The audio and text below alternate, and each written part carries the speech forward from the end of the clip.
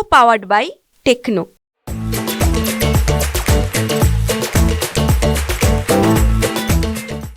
काल रात्रीपासून मुंबईमध्ये पावसाने विश्रांती घेतलेली आहे, त्यामुळे मुंबईमधील रस्ते वाहतूक जी आहे ती सध्या सुरळीत असल्याचं सध्या आपल्याला पाहायला मिळत आहे। परंतु काल दुपारपासून मुंबईमध्ये मुसळधार पावसाला सुरुवात झालेली होती, त्यामुळे काल मुंबईतलं जनजीवन जे आहे ते विस्कळीत झालेलं असल्याचं आपल्याला पाहायला मिळालं। काल मुंबईमधल्या पूर्व द्रुतगती मार्ग असेल, पश्चिम द्रुतगती मार्ग असेल आणि त्याचसोबतच JVLR फ्रीवे या सगळ्याच या मार्गांवरची वाहतूक कोंडी जी आहे ती मोठ्या प्रमाणात काल रात्री आपल्याला पाहायला मिळाली। त्यामुळे जे मुंबईकर चाकरमानी जे आहेत ते आपल्या घराकडे निघालेले होते, त्यांना मोठ्या मनस्ताप जो आहे तो काल रात्री झेलावा लागलेला होता। परंतु काल रात्रीपासून मुंबईमध्ये पावसाने विश्रांती घेतली आहे, त्यामुळे सध्या मुंबईमधील रस्ते वाहतूक जी आहे ती सुरळीत असल्याचं आपल्याला पाहायला मिळत आहे। सध्या आपण पूर्व द्रुतगती मार्गावरती आहोत आणि ही पूर्व द्रुतगती मार्गाची सध्याची सायन परिसरातली ही दृश्य आपण सध्या पाहू शकतो।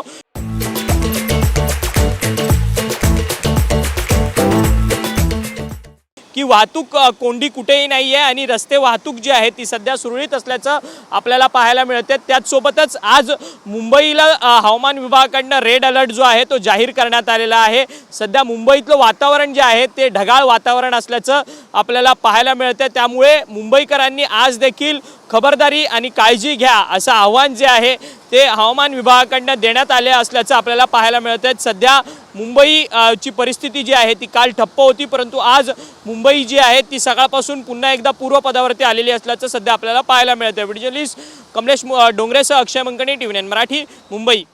Co-powered by Techno.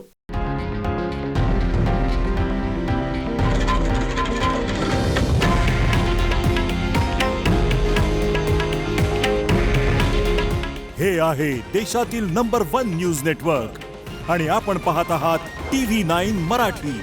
काळजी तुमची, हित महाराष्ट्राचं।